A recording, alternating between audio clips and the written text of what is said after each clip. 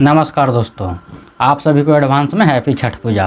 दोस्तों, छठ का जैसे ही नाम आता है तो सबसे पहले बिहारियों को याद किया जाता है। लोग बिहारियों से पूछते हैं कि क्या है छठ पूजा, और यहीं पर ज़्यादातर बिहारी फंसते हैं क्योंकि ज़्यादातर बिहारियों को पता ही नहीं होता है कि छठ पूजा का असली इतिहास क्या है। और सनातन धर्म की सबसे बुरी बात भी यही है कि पूजा सब करते हैं लेकिन किसी को कुछ पता नहीं होता है।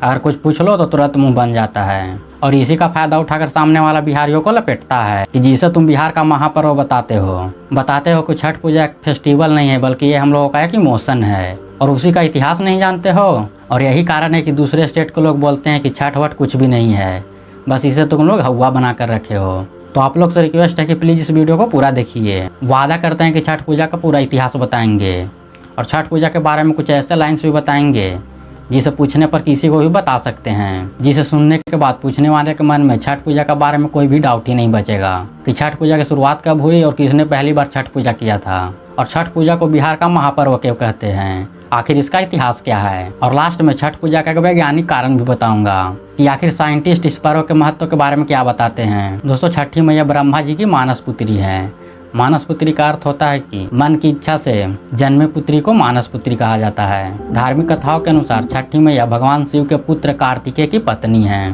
और छठ पूजा की शुरुआत सबसे पहले त्रेता युग में हुआ था, जब छठ पूजा का त्यौहार सबसे पहले माता सीता ने मनाया था। और इसकी वजह यह थी कि जब भगवान राम ने रावण का वध करके अयोध्या लौटे थे तो राम राज्य की स्थापना करनी थी।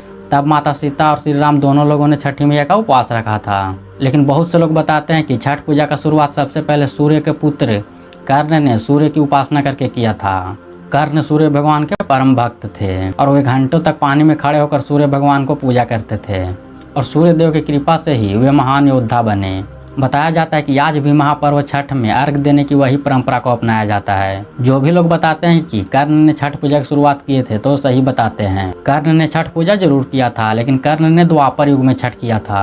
लेकिन सीता माता और श्री राम जी ने त्रेता युग में छठ व्रत किए थे, और त्रेता युग द्वापर युग से पहले आता है। तो इस वजह से छठ पूजा की शुरुआत त्रेता युग में माता सीता और भगवान श्री राम जी ने किए थे।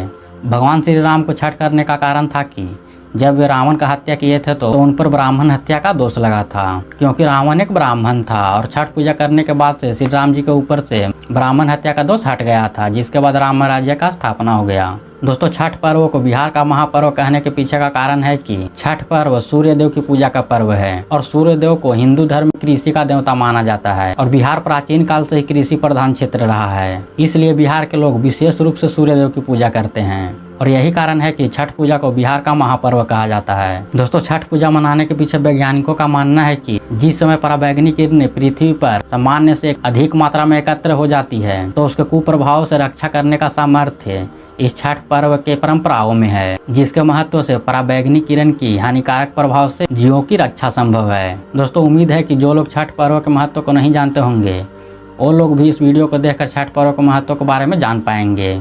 तो सभी के पास इस वीडियो को शेयर कर दीजिए ताकि सभी लोग इसके बारे में जान सकें। और अगर फिर भी आपके मन में कोई डाउट है तो कमेंट कीजिए, मैं बता दूंगा। और आप सभी को मेरी तरफ से छठ पूजा की ढेर सारी बधाई। वीडियो को एक लाइक करके छठ पूजा